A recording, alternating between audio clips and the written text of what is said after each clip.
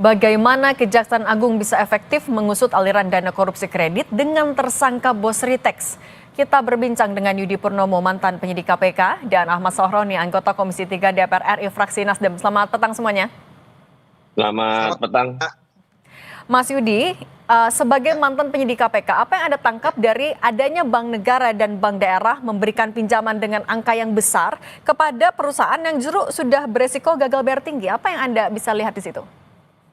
Jadi Mbak, berdasarkan pengalaman saya menangani kasus-kasus terkait dengan perbankan ya, misalnya Bank Senturi, bahwa melihat kemarin konferensi pers dari Kejaksaan, saya melihat bahwa memang dari awal kasus ini itu sudah akan dikorup dari awal, Mbak.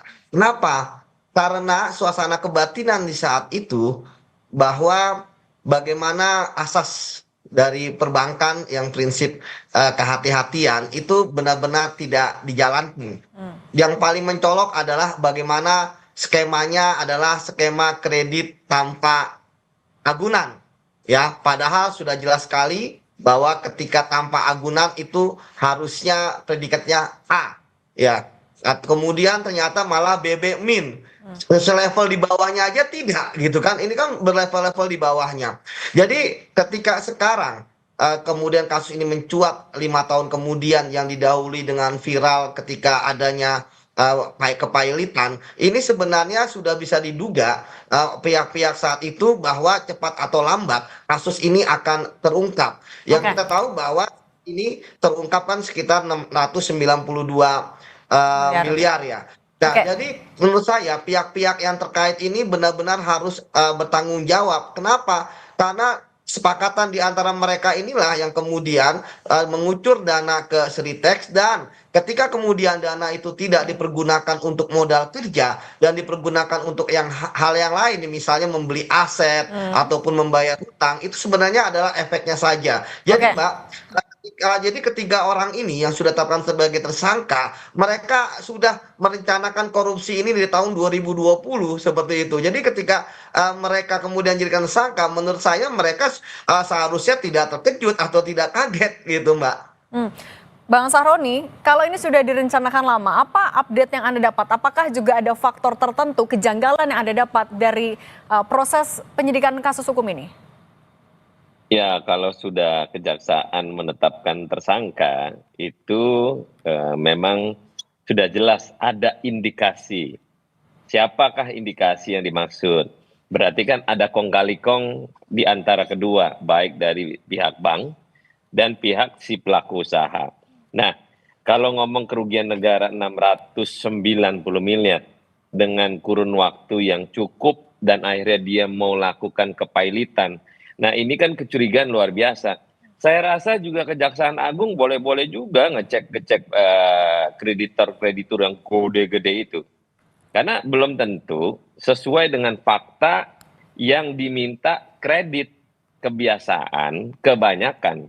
Ada kong kali kong, ada yang benar, ada yang enggak. Dan kebanyakan juga banyak mafia perbankan, oknum perbankan yang melakukan kredit-kredit yang dianggap fiktif, yang dilolosin oleh pihak-pihak oknum dari bank tersebut. Nah, ini apresiasi cukup besar ya kepada Kejaksaan melihat dalam kondisi ini ada keanehan dan akhirnya terjadilah penangkapan yang kiranya dilakukan oleh Kejaksaan. Ini luar biasa. Oke, Mas Yudi, kalau tadi ada kong kali kong, tapi sebenarnya apa untungnya bagi sebuah bank memberikan pinjaman sebegitu besar bahkan tanpa jaminan? Apakah ada hal lain yang Anda lihat juga di belakang itu? Ya, tentu selain terkait dengan kinerja perbankan ya yang memang harus menyalurkan kredit dan memang ada target-targetnya. Namun saya melihat ya ketika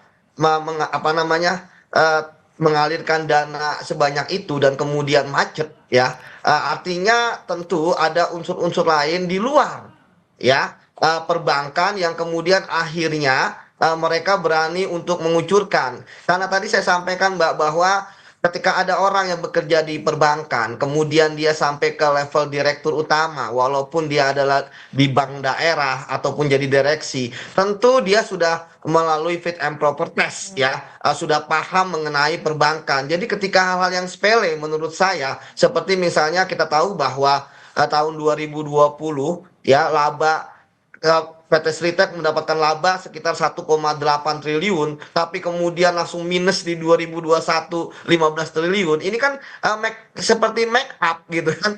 Artinya Mas, tentu laporan keuangan ini seharusnya sudah bisa sangat-sangat dicurigai. Jadi saya menduga bahwa tentu bisa jadi akan banyak sekali pihak-pihak yang akan terseret nah, ya siapa dalam Mas kasus Yudi? ini. Kalau dari Pukat UGM bilang jangan-jangan ada sosok politis di belakangnya. Anda juga melihat itu? Ya, bisa jadi karena kan ya saat ini yang ditetapkan sebagai tersangka adalah pihak dari direktur dari bank daerah ya, baik direktur utama maupun direksinya ya. Kita lihat bahwa kan dalam sisi jabatan direksi, apakah kemudian atasan dari direktur bank ini terlibat atau tidak ya tentu akan kita lihat depannya. Tapi kalau saya melihat bahwa tentu bukti-bukti ini memang yang harus ditelusuri ya Mbak ya, karena bagi saya penyaluran kredit ini benar-benar sangat-sangat jelas unsur korupsinya dari awal sudah sangat-sangat direncanakan. Jadi sekali Oke, lagi bahwa saya sepakat bahwa memang harus ditelusuri siapa oke. saja yang ada tiga yang saya lihat Mbak dari awal prosesnya, kemudian penyalurannya, dan ketiga kemana aliran dana ini mengalir. Jadi Oke, semuanya harus semuanya harus dibongkar. Dan ingat diusut. Nah, bahwa ini baru dua bank. oke. Nah, Bang Sahroni, lalu apa yang akan dilakukan oleh Komisi 3 untuk menjamin agar jaksa bisa membuka kasus ini secara transparan tanpa adanya intervensi ataupun juga kendala lain? Enggak, ini pasti dilakukan oleh Kejaksaan Agung, dan kebetulan Jaksa Agung sekarang ini lumayan rada-rada juga baik untuk Republik ini menindak tegas dengan apa yang terjadi para korupsi yang ada. Ini kan menarik, udah tidak perlu intervensi, nggak perlu pengawasan, Jaksa Agung akan lakukan hal apa yang menjadi kerja-kerjanya yang dilakukan sekarang. Tapi dari Komisi 3 juga apakah sepakat kok Pukat UGM bilang bisa jadi ada tokoh politik di belakangnya? Anda melihat itu juga? Kalau ngomong tokoh politik, mana ada sih yang nggak ada tokoh politik dalam Kalau area pengaruh yang kuat, Bang Sahroni? Mungkin pengaruh kuat ada, tapi kan pengaruh yang kuat yang tadi saya sampaikan, ada kong kali kong di situ. Ada aspek lain yang memungkinkan, coba kalau misalnya di Rut Ceritek, kalau mau berani buka, ayo buka aja sekalian, siapa itu kong kali kongnya. So, Iya. untuk menjelaskan kepada publik bahwa memang ini benar ada kong kali kong, hasil akhirnya dia memberikan kredit segitu gedenya tanpa ada agunan. Itu nggak mungkin kalau nggak ada. Nah, Tapi sekarang kita pengen tahu. Nanti kita pengen pada saat rapat kerja dengan Jaksa Agung, kita pengen tahu bahwa yang bersangkutan untuk ditanyain siapakah backingan untuk meloloskan kredit 3,6 triliun tersebut. nah Mas Kalau dia Yudi. berani bongkar Oke. aja. Oke, lanjut dulu Bang Sahroni. Ya bongkar aja nggak apa-apa, itu lebih baik kok. Ya. Supaya jelas bahwa jangan main-main dalam hal pengajuan kredit atas nama backingan atau penguasa yang terlibat. Kalau enggak kan rusak ini negara. Meloloskan akhirnya udah lolosin aja nggak apa-apa. Nanti urusan belakangan kalau nggak bisa bayar urusan belakangan. Nah ini banyak kejadian gitu. Oke, kalau Mas Yudi, kalau misalnya memang ada backingan kuat di belakang Sritek dalam kasus ini, apa yang harus diantisipasi oleh Kejagung? Ya, tentu kan Kejaksaan Agung akan memeriksa secara formil maupun material ya dari saksi-saksi. Tetapi Mbak, berdasarkan pengalaman saya, orang-orang yang menjadi backing ini, entah itu dia statusnya sebagai apa ya, tentu kan orang kuat, yang kita kenal sebagai kata BLC ya, tentu dia bermain di ruang gelap. Dia bermain di ranah perintahnya lisan.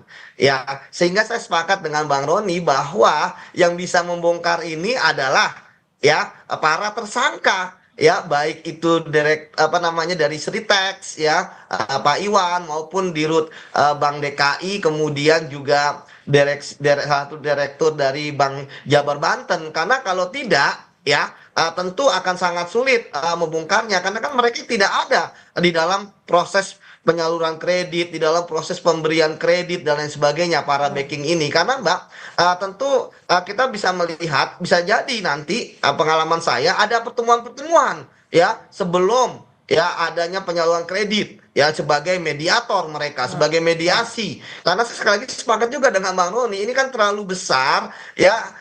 Mohon maaf bahwa ini kan jaminannya hanya mulut gitu ya, karena dia tanpa jaminan. Kita aja kalau kredit aja harus Oke. jaminan mobil, BPKB gitu kan, itu yang rendah. Tapi Oke. ini ya sangat-sangat luar biasa. Jadi saya pikir Mbak bahwa kita berharap para tersangka ini mau menjadi justice kolaborator dan berani membuka. Walaupun ya saya melihat ya dari pengalaman saya biasanya akhirnya mereka pasang badan, akhirnya Oke. mereka artinya mereka ya udahlah kami aja yang kena seperti itu. Oke, pintu masuknya dari tersangka dan aliran dana. Mas Yudi Purnomo dan Bang Ahmad Saroni, terima kasih sudah berbagi bersama kami. Sehat selalu.